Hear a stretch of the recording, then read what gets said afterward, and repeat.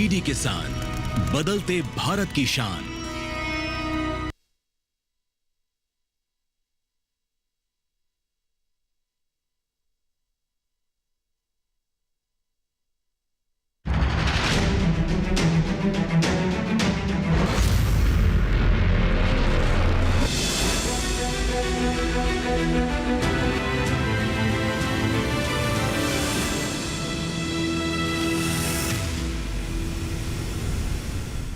नमस्कार, दूरदर्शन किसान के लाइव फोन कार्यक्रम हेलो किसान में आप सभी का स्वागत है। मैं हूं आपके साथ अदिति शर्मा।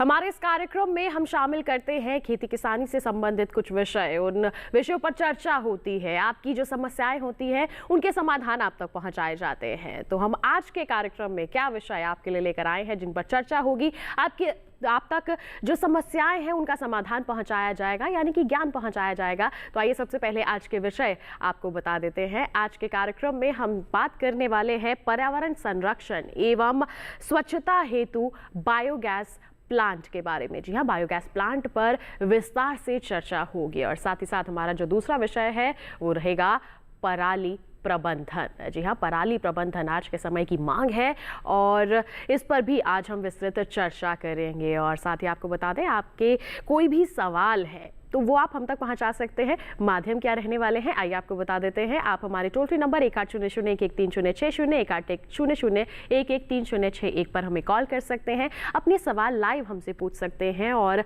आपको जवाब दिए जाएंगे। साथ ही साथ आपको बता दें, आप व्हाट्सएप के माध्यम से भी अपने जो सवाल है वो हम तक पहुँचा सकते हैं। और व्हाट्सएप का नंबर क्या है? 8800520717। ये हमारे व्हाट्सएप का नंबर है। आप इसके माध्यम से अपनी जो सवाल है, अपनी जो समस्याएं हैं वो हम तक पहुंचा सकते हैं। साथ ही आप हमें ईमेल कर सकते हैं। हेलो किसान 2015@gmail.com हमारी ईमेल आईडी है। आप अभी कार्यक्रम के दौरान ही हमें ईमेल कीजिए आप हमारे ईमेल आईडी पर, और साथ ही जो भी आपकी मेल होंगी उन्हें हम कार्यक्रम में शामिल करेंगे। आपकी समस्याओं को सुनेंगे, समझेंगे और जो समाधान है आप तक ज़रूर पहुँचाया जाएगा। और आपके जैसे हम लगातार बता रहे हैं कि समस्याओं का समाधान आप तक पहुँचाया जाएगा, तो वो किस तरह से होगा, ये संभव हो पाएगा हमारे विशेषज्ञों की उपस्थिति से। तो हमारे साथ जो विशेषज्ञ उपस्थित हैं, आइए सबसे पहले परिचय करवा देते हैं। हमारे साथ यहाँ पर डॉक्टर दिनेश कुमार शर्मा जी उपस्थित हैं। बता दें, ये प्रोफेसर हैं पर्यावरण विज्ञान संभाग IRI पूसा नई दिल्ली में। साथ ही साथ डॉक्टर संजय सिंह राठौर जी भी उपस्थित हैं। ये अध्यक्ष हैं सस्य विज्ञान संभाग IRI पूसा नई दिल्ली में। आप दोनों का बहुत बहुत स्वागत करना चाहूँगी मैं हमारे लाइव फोन इन कार्यक्रम हेलो के साथ में। धन्यवाद। तो किसान भाइयों बहनों, आपके सवालों का हम इंतज़ार कर रहे हैं और इसी के साथ आज के कार्यक्रम की चर्चा की शुरुआत कर लेते हैं। और सबसे पहले हम बात कर लेते हैं बायोगैस प्लांट के बारे में। हमारा विषय है पर्यावरण संरक्षण और स्वच्छता हेतु बायोगैस प्लांट। तो हम यही समझ लेते हैं कि पर्यावरण संरक्षण किस तरह से हो सकता है और स्वच्छता के लिहाज से बायोगैस प्लांट की महत्ता क्या है। तो डॉक्टर शर्मा, क्या कहना चाहेंगे आप इस संदर्भ में? जी, जैसा कि आज के जो टाइटल है उससे स्पष्ट लक्षित होता है कि पर्यावरण संरक्षण एवं स्वच्छता हेतु बायोगैस। तो बायोगैस एक ऐसा क्रांतिकारी माध्यम है जिसकी सहायता से हम जो पशुओं का जो गोबर है, कूड़ा का जो हमारा रसोई का जो जो छिलके हैं, रसोई का जो वेस्ट है, उसको एक बहुमूल्य गैस में बदल सकते हैं, उसको हम स्लरी में बदल सकते हैं। यानी कि वो गोबर जो कि हम उसको ऐसे ही इधर उधर फैला रहता था, उसको अगर हम सही दिशा में उसको मोड़ दें तो उससे हम ना केवल गैस ले सकते हैं बल्कि एक उच्च गुणवत्ता का हम स्लरी भी ले सकते हैं, जिसका हम खेती में बहुत अच्छी तरह से इस्तेमाल कर सकते हैं। तो इस तरह से हम बायोगैस के माध्यम से पर्यावरण का संरक्षण कर सकते हैं और पर्यावरण की सुरक्षा भी कर सकते हैं। बिल्कुल, पर्यावरण का संरक्षण किया जा सकता है और साथ ही साथ स्वच्छता के लिहाज से भी बायोगैस प्लांट काफ़ी अच्छा है, क्योंकि पहले जो गोबर फैला रहता था अब हम उसे एकत्रित करके उसे बहुमूल्य गैस अर्जित कर सकते हैं। और जैसा हमारे विशेषज्ञ ने कहा, स्लरी भी तैयार कर सकते हैं। और स्लरी का इस्तेमाल कहाँ करना है? हमारे खेतों में हमारी जो पैदावार है उसको अच्छा बनाने के लिए, खेत की मिट्टी की उपजाऊ क्षमता को बढ़ाने के लिए। इसके बारे में विस्तार से हम हमारे विशेषज्ञ से चर्चा करेंगे, लेकिन आइए पहले दिखा देते हैं आपको हमारी खास रिपोर्ट।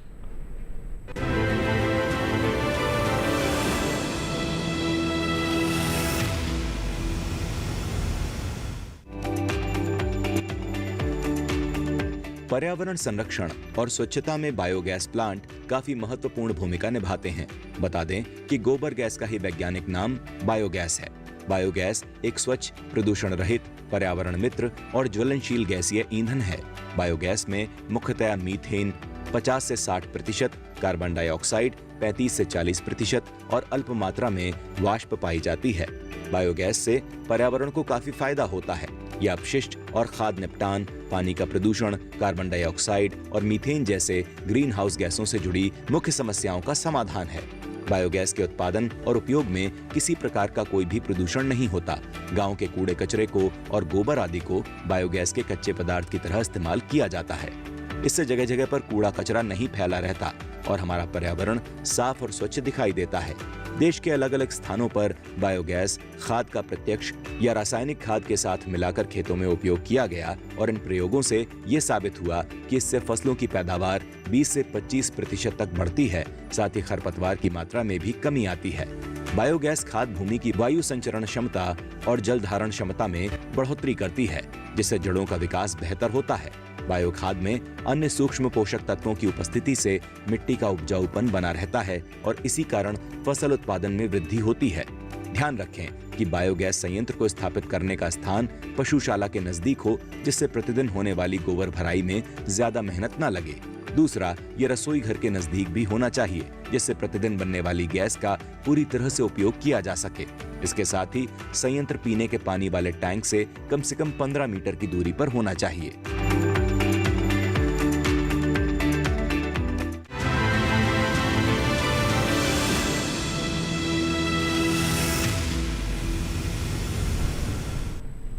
तो देखिए, अभी हम सब ने एक रिपोर्ट जो कि आधारित थी बायोगैस प्लांट यानी कहे हम गोबर गैस प्लांट पर। इस पर हमारी चर्चा को आगे भी हम जारी रखेंगे, लेकिन अब पहले बात कर लेते हैं पराली प्रबंधन के बारे में। पराली प्रबंधन आज के समय की मांग है। हम इसके बारे में लगातार चर्चा करते रहते हैं, हमारे किसानों को यानी कि आप लोगों को जागरूक करते रहते हैं। तो आइए हमारे विशेषज्ञ से सबसे पहले यही समझ लेते हैं कि पराली प्रबंधन क्यों जरूरी है। क्या कहेंगे डॉक्टर राठौर आप? जी हाँ, पराली एक बहुमूल्य संसाधन है और जो समस्याएं आ रही हैं उसके कुप्रबंध की वजह से आ रही हैं। खेती को हमें टिकाऊ रखना है तो पराली को हमको बहुत अच्छे से प्रबंधन करने से हमको बहुत मददगार हो सकता है। पराली जैसे हमारा जो दाना होता है उसको निकालने के बाद जो वेजिटेटिव पार्ट होता है पौधे का, वो सारा पराली के रूप में आता है। खास करके धान के केस में ये पराली कई जगह पर लोग जला देते हैं, जो कि एक बहुत ही नुकसानदायक चीज़ है जी। इसके बहुत अच्छे विकल्प हैं, तकनीकी विकल्प हैं। इनको हम इस्तेमाल करें तो हम पराली को एक बहुमूल्य पदार्थ के रूप में इस्तेमाल कर सकते हैं जी। जैसे कि हम जानते हैं हमारी मिट्टी ये एक लिविंग बीइंग होती है, इसमें माइक्रोब्स होते हैं। जब हम इसको जलाते हैं तो ये माइक्रोब्स मर जाते हैं और मिट्टी की उर्वरा शक्ति है वो भी कम हो जाती है। इसके अलावा पराली को आप देखेंगे इसमें पोषक तत्व काफ़ी अच्छी मात्रा में होते हैं। अगर हम धान की ही बात करें तो 1 टन पराली जो है उसमें करीब आप देखेंगे 5 से लेकर 6 किलोग्राम तो नाइट्रोजन होता है, 2.5 से लेकर के 3 किलोग्राम तो फास्फोरस होता है। इसके साथ साथ में अगर आप देखेंगे पोटास, जिसकी बड़ी समस्या है हमारे देश में, हम बाहर से आयात करते हैं और पराली एक पोटास का बहुत अच्छा स्रोत है। इसमें करीब 25 से लेकर के 35 किलो 1 टन पराली में आपको पोटास आपकी फसल को उपलब्ध करा सकते हैं। इसके अलावा अगर हम इसको बढ़िया तरीके से डिकम्पोज करा करके, जैसे हमारे पास पूरा डिकम्पोजर है, उसको इस्तेमाल करें तो इसमें बहुत सारे जो है सूक्ष्म पोषक तत्व होते हैं, सेकेंडरी एलिमेंट्स होते हैं जी। वो भी पौधों को मिलते हैं। इसलिए हम कह सकते हैं कि टिकाऊ खेती के लिए पराली का प्रबंधन बहुत ही आवश्यक है। बिल्कुल, तो टिकाऊ खेती के लिए पराली प्रबंधन करना बहुत ज़रूरी है। और पराली जिसे हम खेत का कचरा कहते हैं या फिर कहें कि हम उसे बिल्कुल अपशिष्ट कह देते हैं, तो ऐसा नहीं है। उसमें बहुत सारे हम कह सकते हैं कि गुण मौजूद होते हैं, जिनका अगर सही तरीके से उपयोग किया जाए तो ये हमारे लिए काफ़ी लाभकारी बन सकती है। तो हमारे विशेषज्ञ ने थोड़ी बहुत जानकारी अभी दी है, इस पर विस्तार से हम चर्चा करेंगे, लेकिन उससे पहले दिखाते हैं आपको हमारी एक खास रिपोर्ट।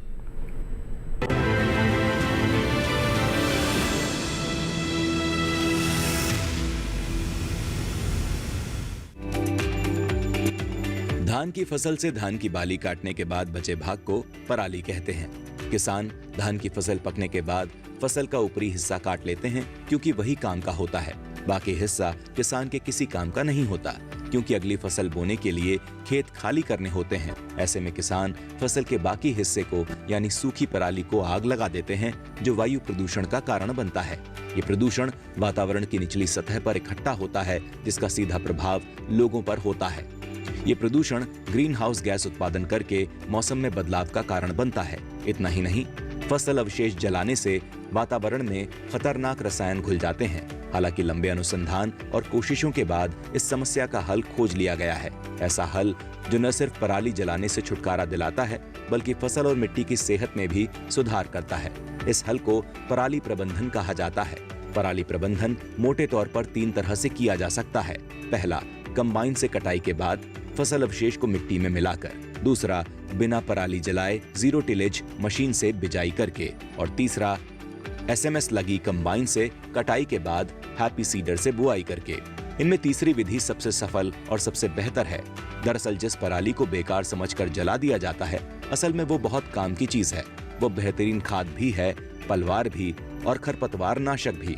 किसान फसल अवशेषों को ना जलाकर उन्हें खेत में जोतकर खाद बना सकते हैं। ऐसा करने से खाद का खर्च भी बचेगा और जमीन की पैदावार में भी बढ़ोतरी हो सकेगी, क्योंकि फसल अवशेष जलाने से खेत की जमीन में फायदा पहुंचाने वाले मित्र कीट जैसे केचुए आदि भी खत्म हो जाते हैं। इसके अलावा किसान फसल अवशेषों को इकट्ठा करके ईंधन, कंपोस्ट, पशु आहार, घर की छत और मशरूम उत्पादन आदि कामों में भी उपयोग कर सकते हैं।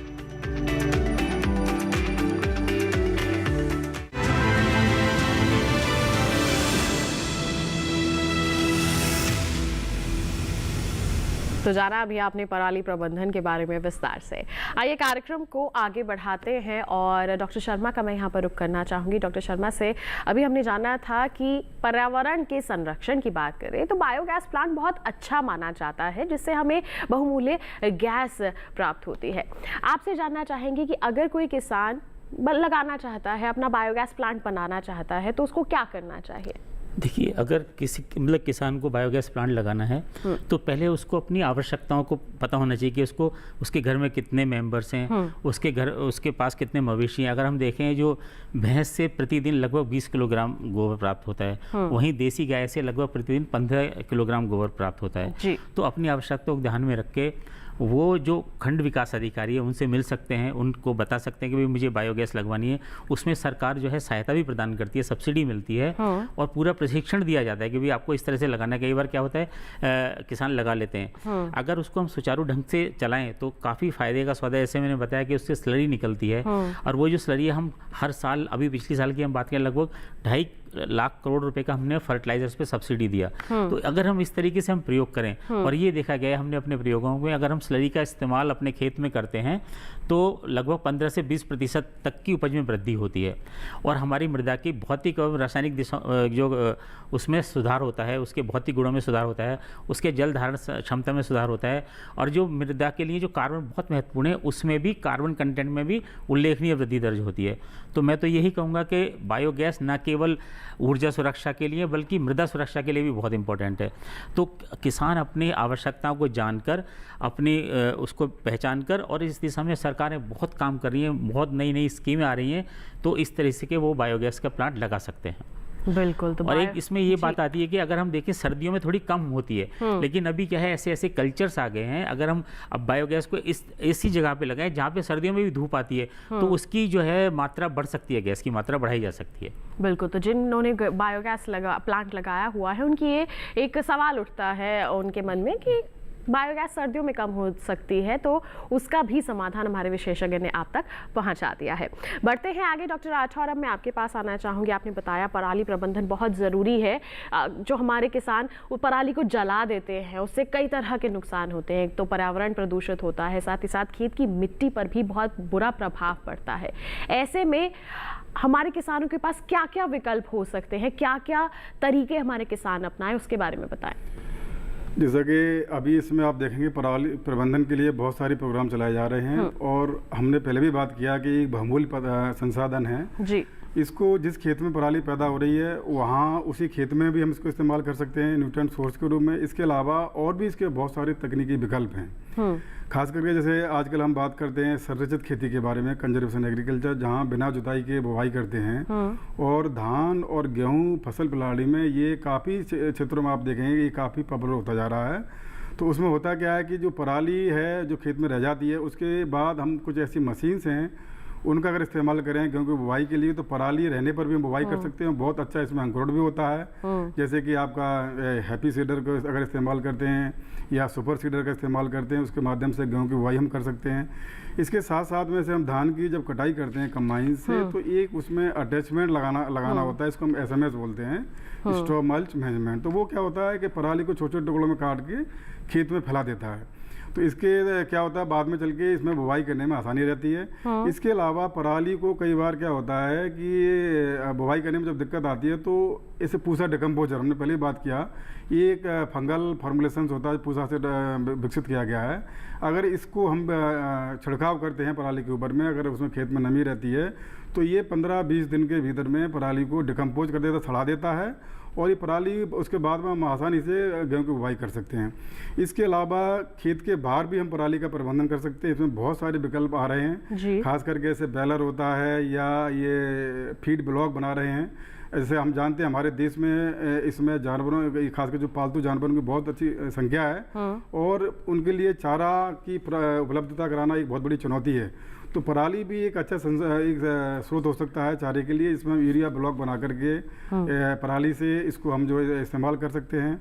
इसके अलावा पराली से, जैसे हमने अभी बात की बायोगैस के बारे में, पराली से भी आजकल जो है CBG बोलते हैं, कंप्रेस्ड बायोगैस, इसके लिए भी बहुत सारे प्लांट लगाए जा रहे हैं। कई सारे जहाँ धान की पराली लोग जला देते हैं, वो जगह पे कई सारी इंडस्ट्री आ रही हैं और वो CBG प्लांट लगा रही है। वहाँ पर हमको ऐसी बढ़िया उत्तम क्वालिटी का फ्यूल गैस प्राप्त होती है, जो कि ये ट्रांसपोर्टेशन में भी काम आती है। उसके बाद में हमको जो खाद मिलती है, उसमें हम उसको बोलते हैं फर्मेंटेड ऑर्गेनिक मैन्योर, और ये भी एक बहुत अच्छा स्रोत है पोषक तत्वों का, जिसका अगर इस्तेमाल खेत में करते हैं तो जिससे खेत की जो ऑर्गेनिक मैटर है उसकी मात्रा बढ़ेगी। साथ साथ में जो आपने जो मित्र कीट हैं या जो सॉइल माइक्रोब्स हैं, उनकी संख्या बढ़ती है। जब उनकी संख्या बढ़ती है तो निश्चित रूप से मृदा का स्वास्थ्य भी अच्छा होता है और इस पर अच्छी खेती बड़े आराम से ले सकते हैं। बिल्कुल, तो ये तमाम तरीके हैं जिनको अपनाया जा सकता है, पराली प्रबंधन किया जा सकता है और अपने पर्यावरण को बचाया जा सकता है, खेत की मिट्टी को स्वस्थ बनाया जा सकता है। बढ़ते हैं आगे, चर्चा को जारी रखेंगे, लेकिन आज के कार्यक्रम के पहले कॉलर हमारे साथ जुड़ गए हैं। कर्नाटका से सुरेश पाटिल जी ने कॉल किया है, आइए जाने उनका सवाल क्या है। हेलो नमस्कार, स्वागत आपका कार्यक्रम में, पूछिए अपना सवाल। हाँ मैडम जी नमस्ते, मैं बेलगावी से बात कर रहा हूँ। हमारे पास एक 10-12 पशु है जी, और जो पशु है ना, इससे हम बायोगैस बनाते हैं। अभी फिलहाल क्या हुआ है कि 10-12 साल से हम बायोगैस यूज कर रहे हैं जी। उसके बाद अभी क्या हुआ है, उसमें थोड़ा काला पानी और थोड़ा ये जो गोबर रहता है वो ऊपर की लेयर में आके थोड़ा जम हो गया है। अब इसकी वजह से वो बायोगैस का गैस उत्पादन अभी कम हो रहा है जी। तो कुछ समस्या आ रही है, जैसे तो क्या उपाय है? जी 10-12 साल से बायोगैस प्लांट का इस्तेमाल कर रहे हैं, क्या कहेंगे आप? जैसे उन्होंने बताया कि इनके जो बायोगैस के ऊपर एक परत जम गई है। जी। तो सबसे पहले तो जब ये जो फीड करते हैं ना पानी और गोबर को मिला के, तो उसको अच्छी तरह से हिला लें। और जो जहाँ पे डाइजेस्टर है वहाँ पर भी एक मशीनें आती हैं, उसको हाथ से उसको या मैनुअली ऑपरेट कर सकते हैं या मशीनों के द्वारा भी उसको चला सकते हैं बीच में, मतलब महीने 6 महीने में, ताकि वो जो इम्परमिएबल जो परत आ गई है वो टूट जाए और उससे बायोगैस की मात्रा भी बढ़ जाएगी इनकी। बिल्कुल, तो देखिए जो परत जम गई है उसे हटाना होगा पहले, और क्या तरीका अपनाना है हमारे विशेषज्ञ ने और कुछ कल्चर भी आते हैं जो कि उसको डिकम्पोज कर देते हैं। आप कृषि विज्ञान केंद्र से संपर्क कर सकते हैं, वहाँ से वो कल्चर आपको मिल सकते हैं। बिल्कुल, जो भी आपके गांव के नज़दीकी कृषि विज्ञान केंद्र है, एक बार आप वहाँ का रुख भी कर लीजिए, वहाँ से भी आपको पूरा सहयोग ज़रूर मिल जाएगा और आपकी समस्या का पूर्ण रूप से समाधान भी आपको मिल जाएगा। और ऐसी ही तमाम जानकारियाँ हम भी आप तक पहुँचाते रहेंगे, लेकिन फिलहाल रुक रहे हैं एक छोटे से ब्रेक के लिए। आप कहीं मत जाइए, देखते रहिए हमारा लाइव फोन इन कार्यक्रम हेलो किसान, और बने रहिए दूरदर्शन किसान पर।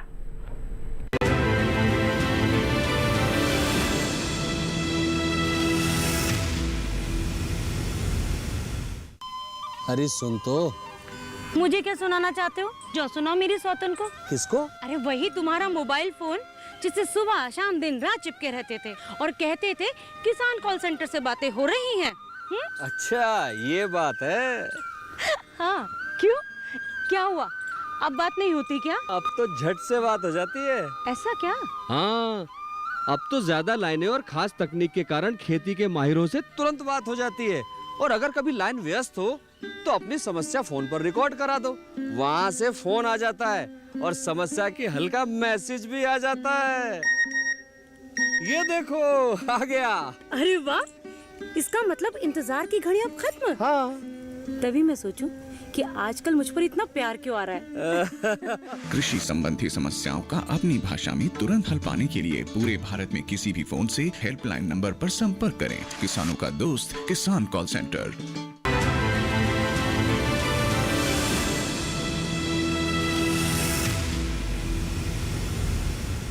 ब्रेक के बाद दूरदर्शन किसान चैनल के लाइव फोन इन कार्यक्रम हेलो किसान में आप सभी का फिर से स्वागत। आज हम बात कर रहे हैं पर्यावरण संरक्षण और स्वच्छता हेतु बायोगैस प्लांट और पराली प्रबंधन के बारे में। आपको बता दें, आपके पास कोई भी सवाल है वो आप हम तक पहुंचा सकते हैं। आप हमारे टोल फ्री नंबर पर कॉल कर सकते हैं, व्हाट्सएप नंबर पर आप मैसेज कर सकते हैं या फिर ईमेल आईडी पर ईमेल भी कर सकते हैं। लगातार तीनों फ्लैश की जा रही हैं टीवी स्क्रीन पर और हमारे विशेषज्ञ तो उपस्थिति हैं आपकी समस्याओं का समाधान आप तक पहुंचाने के लिए। बता दें, एक व्हाट्सएप पर सवाल आ गया है हमारे पास जो मैं कार्यक्रम में अब शामिल करना चाहूंगी। ये भेजा है हमें अंकुर सहाय जी ने आजमगढ़ उत्तर प्रदेश से। और डॉक्टर शर्मा, ये आपके लिए है। इन्होंने पूछा है कि बायोगैस प्लांट लगाने के लिए सरकार की कोई योजना है तो उस योजना का लाभ हमारे जो ग्रामीण किसान हैं वो कैसे ले सकते हैं, क्या जी अदिति जी, जैसे मैंने बताया कि एक योजना है भारत सरकार की सतत योजना, जिसके तहत भारतवर्ष में लगभग 5000 बड़े बायोगैस प्लांट लगने हैं। और इनका उद्देश्य ये है कि वो छोटे बायोगैस प्लांट नहीं होंगे, उसमें क्या है कि प्रतिदिन लगभग 2000 केजी आपको मीथेन आपको बना के देनी है और उसके लिए आपको सब्सिडी भी मिलेगी। और इस पूरे प्रक्रम में, पूरी प्रक्रिया में लगभग 13 से 14 करोड़ रुपए का खर्चा आता है। अगर इस कार्यक्रम को लोग चलाते हैं, जो उद्यमी हैं, जो एंटरप्रेन्योर हैं, इसको लगाते हैं, तो वो 4 साल में उनका पेबैक पीरियड है, यानी कि उनको 4 साल में जितनी भी पूंजी उन्होंने लगाई उन्होंने प्राप्त की जाती है। लेकिन इस कार्यक्रम की सफलता इस बात पे निर्भर करती है कि आप वहाँ से जो स्लरी निकली है उसका विपणन कितनी अच्छी तरह से करते हैं। अगर आपने विपणन उसका अच्छी तरह से कर लिया, लगभग 2 से 3 रुपये किलो प्रति ग्राम की दर से वो बिक जाती है। अगर आप उसमें सक्सेसफुल हो गए तो आपकी जो रनिंग कॉस्ट है उसको प्लांट को लगाने की, वो बहुत आसानी से मैट हो जाती है और एक इससे ग्रामीण स्वावलंबन और ग्रामीण आजीविका का बहुत सुंदर अवसर प्रदान होता है। जो हमारे पढ़े लिखे युवक हैं वो इसमें आगे बढ़ के इस योजना का बहुत बहुत लाभ उठा सकते हैं। और इससे ना केवल ऊर्जा सुरक्षा होगी, जैसे मैंने बताया, पर्यावरण सुरक्षा होगी, रोजगार मिलेगा लोगों को, उनको कहीं बाहर जाने की जरूरत नहीं पड़ेगी, शहरों पर दबाव नहीं पड़ेगा। और ये एक ऐसा कदम है जिसकी बहुत प्रशंसा की जानी चाहिए। बिल्कुल, तो ये बहुत ही प्रशंसनीय कदम हम कह सकते हैं। तो अगर हमारे ग्रामीण युवा या फिर हमारे देश के युवा से जुड़ना चाहते हैं तो कहाँ संपर्क करना होगा उन्हें? जी, जैसा मैंने बताया कि आप आज सूचना क्रांति का युग है जी। आप अखंड विकास अधिकारी से मिलें, आप कृषि विज्ञान केंद्र से मिलें, आप जानकारी लें। और ये इसमें आपको टेक्निकल फिजिबिलिटी बनानी है कि आपको पहले क्या था, बहुत सारी परमिशनें लेनी पड़ती थी, लेकिन सरकार ने वो काफ़ी हद तक कम कर दिया है और अब बहुत आसान हो गया है। आपको फिजिबिलिटी रिपोर्ट बनानी पड़ेगी, टेक्निकल फिजिबिलिटी रिपोर्ट बनानी पड़ेगी और बहुत सारे प्रमाण पत्र जब आप ले लेंगे। बैंक से लोन की भी सुविधा है, रिजर्व बैंक ने भी इसमें बहुत सारी मदद की है, बहुत सारी चीज़ों को आगे आए हैं और इसमें आप इसको आसानी से किया जा सकता है। बिल्कुल, तो देखिए योजना है हमारी सरकार की और आप उसका लाभ भी ले सकते हैं, बस आपको कदम बढ़ाने होंगे आगे। इसके साथ हम भी बढ़ते हैं आगे, डॉक्टर राठौर का रुख करते हैं। डॉक्टर राठौर, आपने कहा कि हमारे जो किसान हैं अगर खेत में ही उसका प्रबंधन करना चाहते हैं, फसल के अवशेषों का, जिसे हम पराली के नाम से जानते हैं, तो मशीनों का इस्तेमाल कर सकते हैं, कंबाइन है, हार्वेस्टर है, इन सब की बात आपने कही है। लेकिन कुछ किसान जो हैं वो मशीनों के बारे में जानकारी नहीं रखते और कुछ किसानों को पता है तो वो इसलिए नहीं ले पाते क्योंकि मशीनें थोड़ी सी महंगी होती हैं। तो इस परिस्थिति में क्या करें हमारे किसान भाई बहन? जी हाँ, जैसे कि पराली प्रबंधन में कुछ मशीनों की आवश्यकता होती है, तो ये मशीनें, जैसे आपने सही कहा कि थोड़ा कीमती भी रहती हैं। इसके लिए सरकार ने पूरी व्यवस्था की है। CRM करके एक स्कीम आ रही है जिसमें हम क्रॉप रेसिड्यू मैनेजमेंट करते हैं। उसमें क्या कस्टम हायरिंग सेंटर जो है कई जगह बनाए जा रहे हैं और कोई भी किसान भाई इन कस्टम हायरिंग सेंटर को बना सकते हैं। इसके लिए पूरा अनुदान की व्यवस्था है जी। इसमें जितनी भी मशीनें हैं, जैसे हमने बात की अभी हैप्पी सीडर की या सुपर सीडर की, SMS की, रोटावेटर हो गया या कंबाइन हो गई, तो इन ट्रैक्टर भी हो गए, वो सारी चीज़ें जो है उनमें अलग अलग जैसे उनकी जो कीमत है उसके हिसाब से जो है उन्होंने व्यवस्था की हुई है अनुदान देने की। तो उसके माध्यम से कई जगह पर आप देखेंगे जो अपने जो पंजाब, हरियाणा या वेस्टर्न उत्तर प्रदेश, बहुत जगह पर किसान भाई इस तरीके से बड़े सफलतापूर्वक इन कस्टम हायरिंग सेंटर को चला रहे हैं। और इसमें जो किसान भाई जो छोटे और मझोले किसान होते हैं उनको भी बहुत ज़्यादा लागत नहीं आती है। जब वो कस्टम हायरिंग सेंटर के माध्यम से जब मशीनों को इस्तेमाल करते हैं, बहुत नॉमिनल चार्जेज पे उनको ये मशीनों को इस्तेमाल करने के लिए मौका मिलता है। इसके अलावा कुछ ऐसी व्यवस्था भी हैं जहां बिना मशीनों के माध्यम से भी आप पराली का प्रबंधन कर सकते हैं। जैसा कि हम जानते हैं, पराली को हम पलवार के रूप में इस्तेमाल करें, बिल्कुल मल्चिंग के रूप में इस्तेमाल करें। आजकल प्राकृतिक खेती की जब हम बात करते हैं तो उसमें भी मल्चिंग एक बहुत ही महत्वपूर्ण जो है कंपोनेंट है उसका। जब हम इसको पलवार के रूप में इस्तेमाल करते हैं तो न केवल ये मिट्टी में अच्छे माइक्रोब्स हैं उनकी संख्या को बढ़ाता है, बल्कि मिट्टी में जो नमी है उसको भी संरक्षित करता है। और इसके साथ साथ में जो खरपतवार होते हैं जिनकी वजह से हमारी जो पैदावार होती है उसमें बहुत ज़्यादा नुकसान होता है। सबसे ज़्यादा नुकसान फसल की जो पैदावार में होता है वो खरपतवारों की वजह से ही होता है। जब हम पराली को पलवार के रूप में इस्तेमाल करते हैं तो ये कई तरह के जो अनैच्छिक खरपतवार हैं उनका प्रकोप भी कम हो जाता है। और आगे चल करके जो हम संसाधन का इस्तेमाल कर रहे हैं, जो पोषक तत्वों का इस्तेमाल कर रहे हैं, उनसे हमको अच्छा रिस्पांस मिलता है और पैदावार और बढ़वार जो है फसल की बहुत अच्छी होती है। बिल्कुल। तो देखिए, जो समस्या है उसका समाधान आप तक पहुंचाने के लिए हमारी सरकार ने भी बहुत महत्वपूर्ण कदम उठाए हैं। बस अब आपको इसके बारे में जानकारी हासिल करनी है जो हमारे विशेषज्ञ ने आपको दे ही दी है, और अब आप आसानी से पराली प्रबंधन कर सकते हैं बिना पराली को जलाए हुए। और जानकारी हासिल करेंगे हमारे विशेषज्ञ से, लेकिन कॉलर जुड़ गए हैं, उनका सवाल जान लेते हैं। मध्य प्रदेश के अशोकनगर से दिग्विजय सिंह जी हमारे साथ फोन लाइन पर है। हेलो, नमस्कार, स्वागत आपका कार्यक्रम में। पूछिए अपना सवाल। मैडम जी को गोबर गैस का प्लांट लगवाना था तो कहाँ पर संपर्क करना पड़ेगा? गोबर गैस का प्लांट लगवाना चाहते हैं, मध्य प्रदेश से बात कर रहे हैं, क्या कहेंगे डॉक्टर शर्मा? कहाँ का रुख करें हमारे किसान भाई? जी दिग्विजय जी, जैसा कि आपने बताया गोबर गैस का प्लांट लगाना है, आपके पास कितने मवेशी हैं, कितने जानवर हैं? शायद संपर्क कट गया, लेकिन कोई बात नहीं। देखिए, आप पहले अपनी आवश्यकता के अनुसार आपका मकसद क्या है, आपको कितनी गैस चाहिए, आपके घर में कितनी रिक्वायरमेंट है। तो जैसे मैंने बताया, अगर आपके पास अगर 2 घन का प्लांट लगाते हैं तो आपको लगभग 50 किलोग्राम गोबर की आवश्यकता पड़ेगी। उसी तरह से अगर आपको 4 घन मीटर का प्लांट लगाना है तो 100 किलोग्राम गोबर की, यानी कि प्रति घन मीटर गैस के लिए आपको 50 किलोग्राम गोबर की आवश्यकता है। तो उसको ध्यान में रखते हुए आप लगवा सकते हैं। उसकी जानकारी में जैसे मैं बताया कि खंड विकास अधिकारी से मिलेगी आपको, वहाँ पे जाइए, ब्लॉक डेवलपमेंट ऑफिसर से बात करिए और वो आपकी इसमें मदद करेंगे और आपको पूरा तकनीकी जानकारी प्रदान की जाएगी। बिल्कुल। तो आपको गोबर गैस प्लांट लगवाना है तो आप तकनीकी जानकारी के लिए खंड विकास अधिकारी का रुख यहाँ पर कर सकते हैं। विस्तृत आपको जानकारी वहाँ से हासिल हो जाएगी। आपसे जानना चाहूँगी डॉक्टर शर्मा, जैसे आपने कहा कि आवश्यकता के अनुसार हमें चुनाव करना चाहिए कि हमें बायोगैस प्लांट लगवाना है या फिर नहीं, ऐसे में स्थान की जो चयनता है उसका कितना महत्व हो जाता है? जी, जैसा मैंने बताया कि जैसे उत्तर भारत के जो क्षेत्र है वहाँ पे सर्दियों में बायोगैस की कम बनती है जी, तो ऐसा स्थान देखें कि वो आपके किचन से भी, अगर आपको घरेलू उपयोग के लिए कि किचन से भी ज़्यादा दूर ना हो और वहाँ पे पानी के निकास की उचित व्यवस्था हो, और ताकि स्लरी को भी ले जाने के लिए बहुत आसानी से स्लरी आपके अपने खेतों तक भी ले जा सके। और दूसरी बात यह है कि जैसे मैंने बताया कि इसमें हम की उपज बढ़ जाती है 15 से 20% जी। और ये भी देखा गया है कि अगर हम किचन के लिए ले रहे हैं तो एक वहाँ पे अगर एक्स्ट्रा वाटर मिलता है तो उसको आपको पानी को भी गैस से निकालना पड़ेगा, और ये एक निरापद माध्यम है, इसमें कोई हानि नहीं है और बहुत ही उचित गुणवत्ता की आपको गैस प्राप्त होती है। और जैसे मैंने बताया, आप परिवार के हिसाब से देख लीजिए कितने सदस्य हैं, कितने मवेशी हैं, उसके हिसाब से करके आप लगा सकते हैं। और गवर्नमेंट भी इसमें बहुत सहयोग कर रही है और इससे आपका मतलब ईंधन की सुरक्षा हो गई, आपको कुछ खर्च नहीं करना है। जैसे LPG का तो फिर भी खर्चा है, लेकिन इसमें कोई खर्चा नहीं है। एक बार आपने लगा लिया, इन्वेस्टमेंट कर लिया, अगर आप ढंग से उसका देखभाल करते हैं, जैसे मैंने बताया कि दीनबंधु प्लांट है, उसमें लागत बहुत कम है और उत्तर भारत के लिए बहुत ही बढ़िया प्लांट है। एक बार थोड़ा बहुत लागत आती है, अगर 1 घन मीटर में है तो 6-7 हज़ार रुपये आती है, उसी हिसाब से आप वो लागत बढ़ती जाती है। लेकिन एक बार आपने इन्वेस्टमेंट कर दिया तो आपको लगभग 25-30 साल तक कोई दिक्कत नहीं है। अगर आप उसका ढंग से देखभाल करते हैं तो आप उसको गैस ले सकते हैं उससे आराम से। बिल्कुल, तो यहाँ पर प्रबंधन तो अच्छा हो ही पाएगा, पर्यावरण सुरक्षित भी हो पाएगा, हमारा स्वच्छता का भी ध्यान रखा जाएगा, साथ ही साथ हमें आर्थिक रूप से काफ़ी सहायता भी मिल पाएगी। तो कई तरह के हम कह सकते हैं लाभ है बायोगैस प्लांट लगाने के। अब आप भी लगा सकते हैं, लेकिन उसकी जो ज़रूरतें हैं पहले उसको आप ज़रूर पूरा कर लीजिए और इसके बारे में विस्तार से जानकारी और प्रशिक्षण ज़रूर ले लीजिएगा। इसके साथ बढ़ते हैं आगे और अब हिमाचल प्रदेश के मंडी से नागेंद्र जी फोन लाइन पर जुड़ गए हैं, जान लेते हैं उनका क्या सवाल है। हेलो हेलो, नमस्कार मैडम जी। जी नमस्कार, स्वागत आपका कार्यक्रम में, पूछिए अपना सवाल। मैडम, मैं हिमाचल प्रदेश के सरकाघाट मंडी से नागेंद्र सिंह नेगी बोल रहा हूँ जी।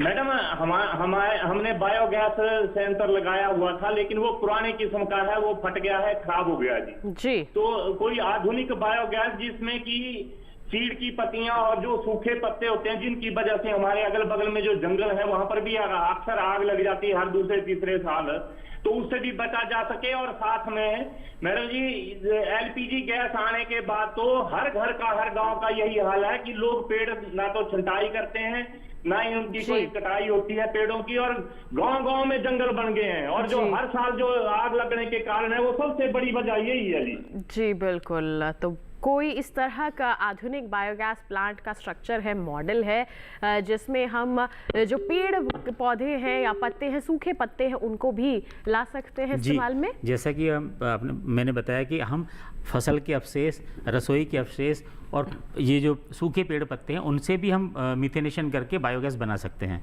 उसमें कोई भी आपत्ति नहीं है, आराम से बन सकती है बायोगैस। जैसे किचन वेस्ट का तो सक्सेसफुल मॉडल हमारे पूरे संस्थान में ही था, तो जितना भी हॉस्टल से किचन वेस्ट निकलता था उसको हम बायोगैस में कन्वर्ट कर सकते थे। तो कोई भी कार्बनिक पदार्थ उसका AYB अपघटन करके हम बायोगैस बना सकते हैं, उसमें कोई संदेह नहीं है।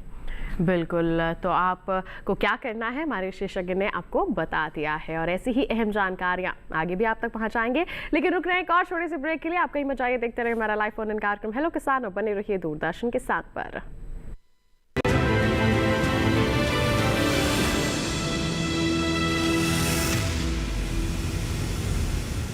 डीडी किसान ने कर ली है तैयारी, यहाँ मिलेगी पशुपालन की हर एक जानकारी, घर आंगन से लेकर व्यवसायिक फार्म तक, मुर्गी पालन से लेकर रेगिस्तान के जहाज तक। बीमारियों से पशुपालक बिल्कुल ना हो परेशान, विशेषज्ञ करेंगे आपकी समस्या का समाधान। देखिए अपना पशु चिकित्सक हर रविवार शाम 6:30 बजे दूरदर्शन किसान पर।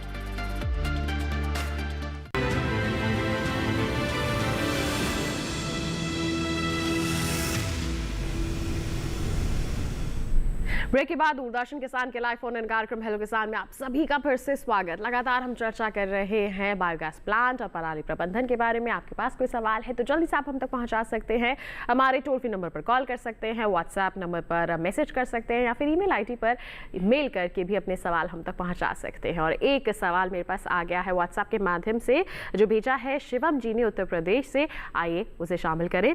इन्होंने पूछा है कि पराली प्रबंधन करने से फायदा क्या होता है। तो डॉक्टर राठौर, एक बार फिर से मैं चाहूंगी आप हमारे किसान भाई को जागरूक करें।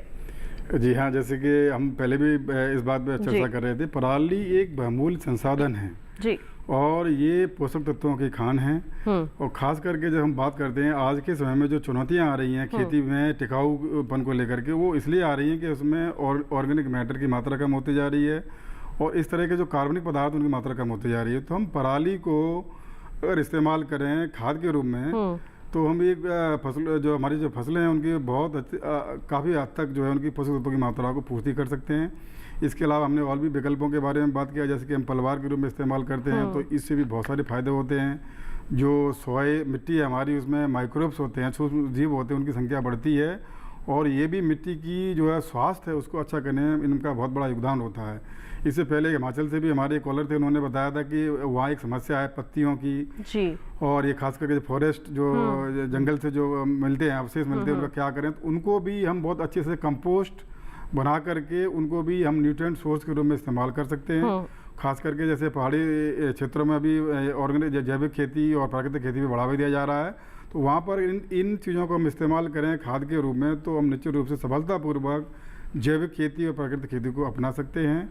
बहुत सारे विकल्प हैं इसको इस्तेमाल करने के लिए। इसके अलावा जैसे हमने पहले बात की, आज हमारा बायोगैस के बारे में भी बात कर रहे हैं, तो इससे हम एक उत्तम क्वालिटी का फ्यूल भी बना सकते हैं, जो भी हमारे पास फसल अवशेष हैं या जो पत्तियाँ हैं जो भी हैं, इसके लिए अलग तरह के प्लांट्स आ रहे हैं। आजकल तकनीकी बहुत खास करके इन प्लांट्स में भी देखेंगे बहुत सारा बदलाव हो रहा है, और इनको हम बड़े अच्छे तरीके से सफलतापूर्वक खाद बनाने के साथ साथ में हम कंप्रेस बायोगैस भी बना सकते हैं, जिसका का इस्तेमाल हम फ्यूल के रूप में इस्तेमाल कर सकते हैं, अपने ट्रांसपोर्ट के लिए इस्तेमाल कर सकते हैं। तो बहुत सारे विकल्प हैं जिनके माध्यम से हम इनको इस्तेमाल कर सकते हैं। बिल्कुल। डॉक्टर शर्मा, आप भी कुछ जोड़ना चाहेंगे मैं इसमें? इसी बात को थोड़ा आगे बढ़ाना चाहूँगा कि जैसे आप अगर पराली का प्रबंधन सही से नहीं करते तो उसको पर्यावरण के क्या दुष्परिणाम है। जब हम पराली जलाते हैं तो उसमें कार्बन डाइऑक्साइड निकलती है, लगभग 1200 किलोग्राम प्रति टन ये CO2 निकल जाती है, मीथेन निकलती है, बहुत सारी हरितगृह गैसें निकलती हैं, तो एक बहुत बड़ा खतरा है। और हमने एक विस्तृत अध्ययन किया था कि अगर हम, जैसा मैंने बताया, पंजाब में लगभग 19 मिलियन टन के करीब पराली का उत्पादन होता है। अगर इसका हम सही से निस्तारण नहीं करते हैं, सही से यूज़ नहीं करते हैं, तो इसके जलने से क्या क्या पारिस्थितिक सेवाएं, जिसको हम बोलते हैं इकोसिस्टम सर्विसेज, तो ये हमने शोध किया था कि इकोसिस्टम सर्विसेज वो सर्विसेज होती हैं, यानी कि जो ऐसी नियामतें हैं जो हमको कुदरत से मिलती हैं। अगर हम पराली को जला देते हैं तो उससे हमारी बहुत सारी पारिस्थितिक सेवाओं पर प्रतिकूल प्रभाव पड़ता है। जैसे प्रोविजनिंग सर्विसेज है, उससे मधुमक्खियों के परागण की क्षमता प्रभावित होती है, उससे मानव स्वास्थ्य पर बहुत प्रतिकूल प्रभाव पड़ता है। अभी एक शोध आया था कि जहाँ पर ये पराली जलती है वहाँ पे हर परिवार पे लगभग आसपास के जो वेस्टर्न उत्तर प्रदेश, हरियाणा, पंजाब, लगभग उस दौरान लगभग 2000 रुपये का खर्चा प्रति परिवार बढ़ जाता है। उनको अस्थमा की शिकायतें बढ़ जाती हैं, उनको खांसी, बहुत सारी बीमारियां बढ़ जाती हैं। और ये भी देखा गया है कि लंग कैंसर के केसेस भी इससे सामने आ रहे हैं। एक बिल्कुल, कई तरह के हम कह सकते हैं कि दुष्प्रभाव यहाँ पर सामने आते हैं अगर हम पराली को जलाते हैं। तो जलाना बिल्कुल भी कोई सही विकल्प नहीं है, हमें पराली का प्रबंधन करना है, और किस तरह से करना है हमारे विशेषज्ञ लगातार आपको जानकारी दे ही रहे हैं। हम इस पर चर्चा को आगे जारी रखेंगे, आपको और भी ज्ञान यहाँ पर देंगे। लेकिन एक कॉलर जुड़ गए हैं, अनंत जी झांसी उत्तर प्रदेश से। आइए जान लें उनका सवाल। हेलो हेलो हेलो जी, नमस्कार, स्वागत आपका कार्यक्रम में। पूछिए अपना सवाल। जी, हमारे यहाँ पर जो तिली का डंठल है उसको हम लोग जलाते हैं, उसको ऐसा मैडम वो बताएं जिससे उसका खाद बन सके। किस चीज का डंठल है? वो तिली का डंठल जो हम लोग जलाते हैं। जी जी, तिल का जी, उसे जलाए ना, लेकिन खाद बना सके उसका। सिंह साहब, जैसे खाद बन जाए, जैसे ऐसे कोई उपाय बताएं जिससे खाद बन जाए। बिल्कुल डॉक्टर राठौर। तो सिंह साहब, जैसे आपने बताया तिल के बारे में बता रहे हैं, तिल जो होता है इसका डंठल होता है। कई बार जो है हम गाँव में जो है इसको फ्यूल के रूप में भी इस्तेमाल करते हैं, जलाते हैं और खाना बनाते हैं। लेकिन इससे भी आप अच्छी क्वालिटी का खाद बना सकते हैं। और इसमें जनरली क्या होता है, इसे गोबर के साथ मिलाकर के कंपोस्टिंग इसे आप करेंगे, और इसमें साथ साथ में थोड़ा डंठल थोड़ा इसका जो ना थोड़ा हार्ड होता है, डिकम्पोज करने में तो दिक्कत आती है। तो इसके लिए माइक्रोबियल कंसोर्शिया आते हैं, कुछ वजह से ना बायो फर्टिलाइजर टाइप के आते हैं, जिनको हम बोलते हैं डिकम्पोजर। अगर उसका इस्तेमाल आप करेंगे और गोबर के साथ इसको मिला करके इन डंठलों को अगर आप इस्तेमाल करेंगे तो आप इससे भी एक अच्छी क्वालिटी का जो है खाद बना सकते हैं, जो कि पौधों के लिए बढ़वार में बहुत मददगार साबित होगा। जैसे डॉक्टर साहब ने बताया कि जो टीका होता है जिसे डिकम्पोजर कहते हैं, वो पूसा संस्थान में भी मिल सकता है। आपके जो नज़दीकी कृषि विज्ञान केंद्र है वहाँ से भी आप संपर्क कर सकते हैं, वहाँ से भी मिल सकता है। तो उससे जो विघटन की जो दर है वो तेज़ हो जाती है, और जो 3 महीने में प्रक्रिया होती है वो 1.5 से 2 महीने में पूरी हो जाती है। बिल्कुल, तो आप क्या कर सकते हैं, हमारे विशेषज्ञ ने आपको बता दिया है, खाद में आप बिल्कुल परिवर्तित कर सकते हैं। बढ़ते हैं आगे, और लगातार पराली पर अब मेरे पास बहुत सारे सवाल आ गए हैं। तो डॉक्टर राठौर, आप तैयार हो जाइए। हमारे लखविंदर जी जो भटिंडा पंजाब के हैं, उन्होंने पूछा है कि पराली प्रबंधन करके क्या कीट से बचाव हो सकता है? जी हाँ, बिल्कुल। जो है कई बार जैसे वैसे तो ये देखा गया है कि पराली जब हम इस्तेमाल करते हैं तो मिट्टी के जो खासकर जो मृदा है हमारी, उसमें ऐसा बायोम तैयार होता है, माइक्रो क्लाइमेट ऐसी तैयार होती है जो कि मित्र कीटों को बढ़ाती है। तो इसमें कई बार के प्रकृति का ऐसा बैलेंस बनता है, जिसकी वजह से क्या होता है कि इस तरह की जो बायोटिक स्ट्रेस हैं, कीड़े मकोड़े और बहुत सारी चीज़ें, उनका भी प्रकोप कम हो जाता है। लेकिन इसके साथ साथ में जैसे हम कई बार होता है कि पराली के सड़ने में थोड़ी दिक्कत आती है, एकदम इसको खास करके मिट्टी के ऊपर में इस्तेमाल करते हैं ऐसे पलवार के रूप में। तो वहाँ पर जैसे डिकम्पोजर टाइप के जो हमारे पास माइक्रोबियल कंसोर्शिया हैं, उनको हम इस्तेमाल करेंगे तो निश्चित रूप से जल्दी से सड़ेगा, और सड़ने के साथ साथ में ये भी होगा कि इससे फ़ायदे हमको अच्छे मिलेंगे। और जब हम पराली का इस्तेमाल करते हैं, जैसे खासकर हमने बात की केंचुए की, केंचुए सबसे उत्तम जो है मित्र हैं किसान भाइयों के लिए, और ये मिट्टी के स्वास्थ्य को इनको बनाए रखने में इनका बहुत बड़ा योगदान होता है। और इनकी संख्या भी जब हम पराली का इस्तेमाल करते हैं तो बढ़ती है। जब इस तरीके से मिट्टी में रेजिलेंस डेवलप होती है ना, मिट्टी में इस तरीके से मिट्टी का स्वास्थ्य अच्छा होता है, तो उसमें ऐसे कई सारे माइक्रोब सूक्ष्म जीव पैदा होते हैं जो कि आगे चल करके जो इस तरह की जो नुकसान करने वाले कीड़े हैं उनको भक्षक का काम करते हैं, और इससे निश्चित रूप से फायदा होता है। बिल्कुल, फ़ायदा यहाँ पर निश्चित तौर पर मिलता है। एक सवाल भेजा है हमें अमृत जी ने चंडीगढ़ से, और इसके बारे में हम चर्चा कर चुके हैं, लेकिन मैं चाहूँगी आप दोबारा से हमारे किसान भाई को जवाब दें। पराली प्रबंधन से क्या खाद का इस्तेमाल हम बायोगैस में कर सकते हैं? अमर जी बिल्कुल सही कहा आपने, हमने पहले भी बात किया था। तो आजकल जैसे पराली के बहुत सारे विकल्प हैं, इसको कैसे हम इस्तेमाल करें, तो हमने अभी तक तो बात किया खाद के बारे में, लेकिन ये पराली एक बहुत अच्छा हमारे लिए फ्यूल का माध्यम भी हो सकता है। और इसकी इसीलिए आप देखेंगे खास करके पंजाब और हरियाणा में कई जगह पर, उत्तर प्रदेश में भी, जहाँ धान की खेती होती है और पराली को लोग सही तरह से इस्तेमाल नहीं कर पाते, कई सारे हमारे इंडस्ट्री के जो लोग हैं वो इस तरह के प्लांट्स को लगा रहे हैं जहाँ पर CBG बोलते हैं, कंप्रेस्ड बायोगैस, उसका उत्पादन होता है। ये उत्तम क्वालिटी का फ्यूल होता है और इसको हम अपने वाहनों में इस्तेमाल कर सकते हैं और फ्यूल के रूप में इस्तेमाल कर सकते हैं। और इसके साथ साथ में जब हम CBG को पैदा करते हैं तो वहाँ पर हमको एक फर्मेंटेड ऑर्गेनिक मैन्योर तैयार होती है, जो कि एक उत्तम क्वालिटी का जैविक खाद भी है। और इनका हम इस्तेमाल करेंगे तो निश्चित रूप से हमारी खेती में भी टिकाऊपन आएगा, रेजिलेंस डेवलप होगी और हमको फ्यूल भी मिलेगा। और एक इसमें मैं और आगे जोड़ना चाहूँगा, ये जो हमारी पराली है, बहुत सारी ऐसी इंडस्ट्रीज़ हैं उनके स्पेशलाइजेशन है कि वो उससे अल्कोहल भी कन्वर्ट कर सकते हैं। कोई भी जो कार्बनिक बायोमास है, एक तो जैसे बताया आप बायोगैस बना सकते हैं, वहीं हम उस बायोमास से हम फर्मेंटेशन के द्वारा आप उसको अल्कोहल में कन्वर्ट कर सकते हैं, जिसको हम पेट्रोल में मिक्स कर सकते हैं। बिल्कुल, ये भी एक बहुत अच्छी स्कीम है, कई फसलों में बड़ी कारगर हो रही है ये। इस पे भी काफ़ी काम और शोध हो रहा है। बिल्कुल, तो देखिए बहुत तरीके के हम कह सकते हैं उपयोग हैं पराली के, जिसे हम वेस्ट समझते हैं, अवशेष समझते हैं। वो अवशेष नहीं बल्कि बहुमूल्य संसाधन है हम सभी के लिए, तो उसको जलाए ना, उसको प्रबंधित करें, वो भी अच्छी तरह से। हमारे एक और कॉलर यहाँ पर जुड़ गए हैं बिहार से, रामचंद्र मेहता जी। आइए जाने उनका क्या सवाल है। हेलो हेलो हेलो, नमस्कार, स्वागत है आपका कार्यक्रम में। क्या सवाल है आपका? बायोगैस प्लांट लगाने के लिए क्या क्या करना होगा? बिल्कुल, क्या करना होगा? बिल्कुल डॉक्टर शर्मा जी, मैंने पहले भी बताया था, अगर आपने पहले सुना होगा, बायोगैस प्लांट लगाने के लिए सबसे पहले आपको अपनी आवश्यकताओं को ध्यान में रखना है। आपके पास कितने मवेशी हैं, जैसे मैंने एक योजना के बारे में बताया, सतत योजना चल रही है भारत सरकार की, उसमें बड़े बड़े बायोगैस, पूरे देश में 5000 बायोगैस लगाने की योजना है। तो उसमें लगभग प्रतिदिन आपको 150 टन गोबर, यानी कि लगभग 30 ट्रॉली गोबर की चाहिए।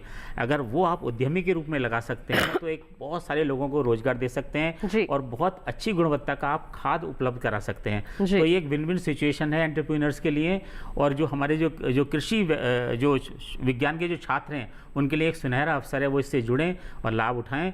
और अगर आपको छोटे स्केल पे गैस लगानी है अपने घरेलू मांग को पूरा करने के लिए, तो मैं पहले ही बता चुका हूं, आप अपनी आवश्यकता के अनुसार कोई भी मॉडल, जैसे मैंने बताया कि दीनबंधु मॉडल है, वो बहुत ही सटीक है उत्तर भारत के लिए, उसको आप लगा सकते हैं। उसका रखरखाव बहुत कम है और आप आसानी से गैस प्राप्त कर सकते हैं।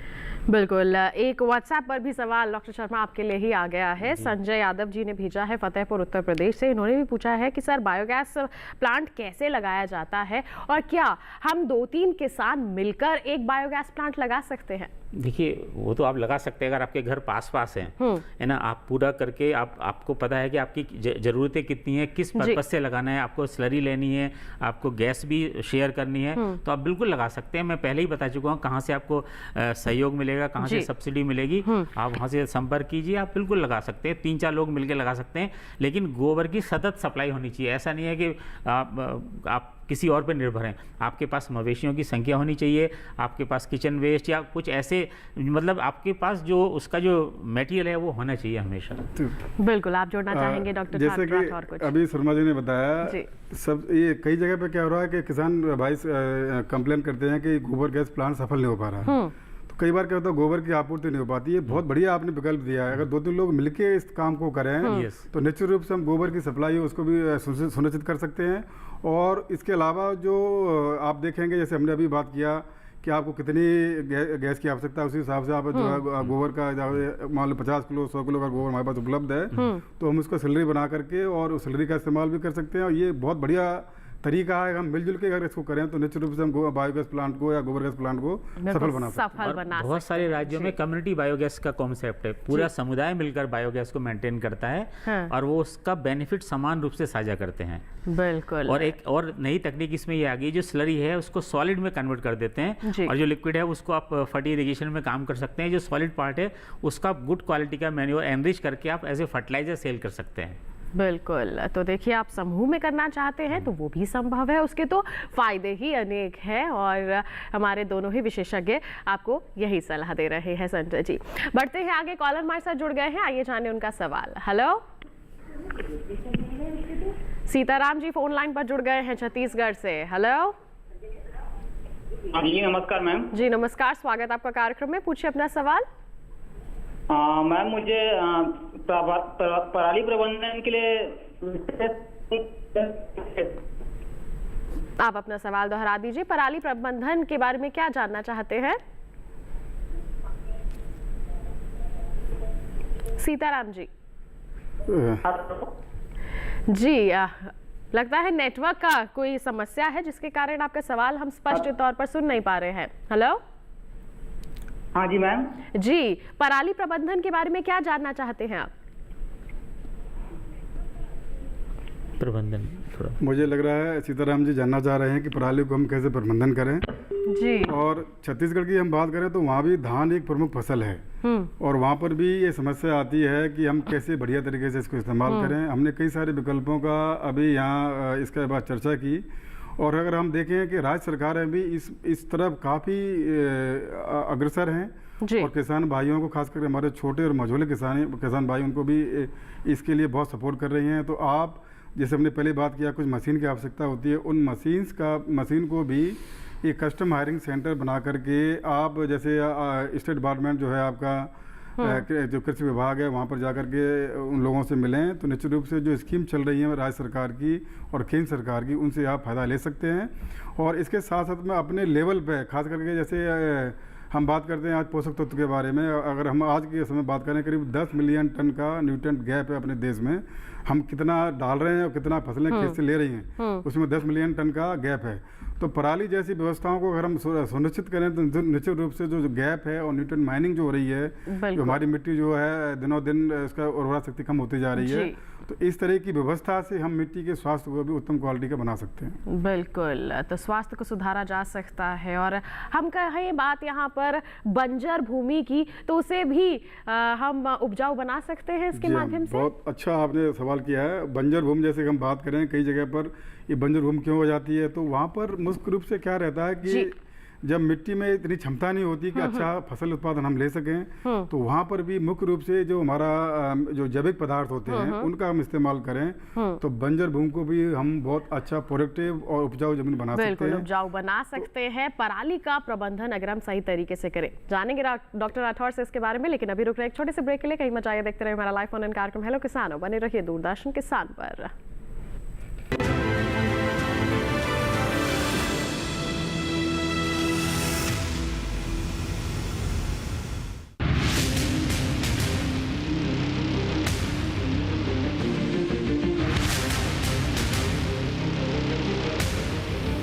जब तपती है धरती, सूरज उगलता है आग, ठंड में जब सर्दी जमा देती सबके हाल, सब छुप जाते अपने अपने घरों में, तब बाहर निकलता सिर्फ एक इंसान, भरने के लिए हम सबका पेट, खून को पसीने की तरह देता बहा, थक जाता, झुलस जाता, हो जाता बीमार, तब उसकी सेहत का ध्यान रखता सिर्फ डीडी किसान।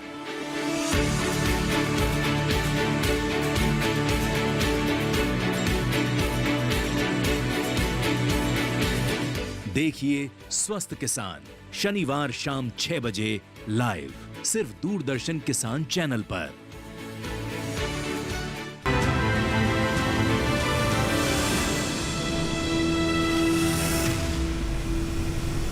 ब्रेक के बाद दूरदर्शन किसान के लाइव फोन इन कार्यक्रम हेलो किसान में आप सभी का फिर से स्वागत। चर्चा लगातार जारी है बायोगैस प्लांट और पराली प्रबंधन के बारे में। आपके पास कोई सवाल है तो जल्दी से अपना फोन उठा लीजिए क्योंकि अब समय काफी कम रह गया है।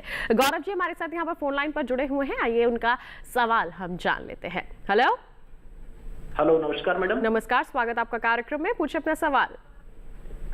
मैम मैं ये पूछ रहा था कि जैसे कि अपन ये पराली का प्रबंधन करते हैं, तो इस वर्ष हमने गेहूं में पराली का प्रबंधन इस प्रकार से किया था कि उसमें मतलब पलाव जो माउल बोर्ड प्लाव रहता है उसका उपयोग किया था हमने, और उसके बाद उसमें पंजा चलाकर रोटावेटर चला के सोइंग करी थी। तो उसमें सोयाबीन में हमको दिक्कत आई कुछ जगह पर, जैसे कि सोयाबीन में कहीं वो फंगस वगैरह लगी और उसका मतलब प्रॉपर मैनेजमेंट नहीं होगा। मैं सर से जानना चाहूंगा कि उसके लिए हम किस प्रकार से प्रबंधन कर सकते हैं उसका। बिल्कुल डॉक्टर और ऐसा कि जो थोड़ा सस्ता भी पड़े। जी हाँ, जैसे कि आपने मोल बोल्ड पुलाव चला करके पराली को मिट्टी में मिला दिया, तो ऐसा होता कई बार होता क्या है कि जैसे हम पराली का इस्तेमाल करते हैं तो कुछ कीड़े मकोड़े और फंगस जो है उनका विकास होने लगता है। तो इसके लिए ज़रूरी होता है कि हम जो संतुति की जाती है, खास करके जो अगर फंगस वाली बात कर रहे थे, सोयाबीन में फफूंदी से बहुत सारी बीमारी लगती हैं। और वैसे भी पराली का इस्तेमाल नहीं करें तब भी वो बीमारी लगती हैं। तो इसके लिए ज़रूरी हो जाता है जो बीमारी लग रही है उसके लिए हम अच्छे से प्रबंधन करें, जो फंजीसाइड रिकमेंडेड है सिस्टमिक वगैरह उनको इस्तेमाल करें, तो हम काफ़ी हद तक बीमारी को रोक सकते हैं। और वैसे देखा गया है कि सोयाबीन में भी जब हम पराली का इस्तेमाल करते हैं तो बहुत अच्छी पैदावार आती है। और कई क्षेत्रों में जहाँ पर जैसे खास करके जो खरपतवार होते हैं उनकी वजह से बहुत सारी समस्याएं आती हैं, तो पराली का हम इस्तेमाल करते हैं सोयाबीन में, तो ये खरपतवार भी खरीफ के मौसम में बहुत कम आते हैं और हमको अच्छी बढ़वार के साथ पैदावार भी सोयाबीन में मिलती है। बिल्कुल, तो क्या करना है आपको गौरव जी, हमारे विशेषज्ञ ने बता दिया है। अब रुक करेंगे डॉक्टर शर्मा का यहाँ पर। डॉक्टर शर्मा, आज हम बात कर रहे हैं स्वच्छता के लिए बायोगैस प्लांट के बारे में। तो आपसे मैं जानना चाहूंगी, हमारी सरकार ने बहुत महत्वपूर्ण कदम उठाए हैं यहाँ पर। अगर हम बात करें यहाँ पर बायोगैस प्लांट की, स्वच्छ भारत मिशन की हम बात करते हैं, तो क्या बदलाव आ रहे हैं पर्यावरण के लिहाज से अगर हम बात करें? जी, आज से ठीक 10 साल पहले माननीय प्रधानमंत्री जी ने स्वच्छ भारत मिशन की शुरुआत की थी और वो देखिए कि 10 साल में क्या सुखद परिणाम हमको देखने को मिले हैं। आज हमने लगभग 10 करोड़ शौचालय बना दिए हैं और 6 लाख गांव खुले में शौच से मुक्ति पा चुके हैं। और अगर अभी नेचर में एक शोध प्रकाशित हुआ, उसमें देखा कि जो 2014 से 2019 के बीच में लगभग 60,000 से 70,000 जो शिशुओं की डेथ होती थी गंदे पानी की वजह से, गंदगी से, उससे मुक्ति हो गई है। और ये हमने नहीं किया शोध, ये अंतर्राष्ट्रीय जो शोध पत्रिका है नेचर, उसमें पब्लिश हुआ है। तो ये और जैसा कि पहले हर साल लाखों बच्चे जो है डायरिया से काल कलवित हो जाते थे, उनसे मुक्ति मिली है। तो एक सकारात्मक परिणाम हमको देखने को मिल रहे हैं, एक अच्छा माहौल मिल रहा है। और जो मतलब इस तरीके से, और ये तो एक छोटे मतलब आंकड़े हैं, लेकिन इनके दूरगामी परिणाम अभी धीरे धीरे आएंगे। किस तरीके से उनकी कार्य क्षमता में वृद्धि होती है।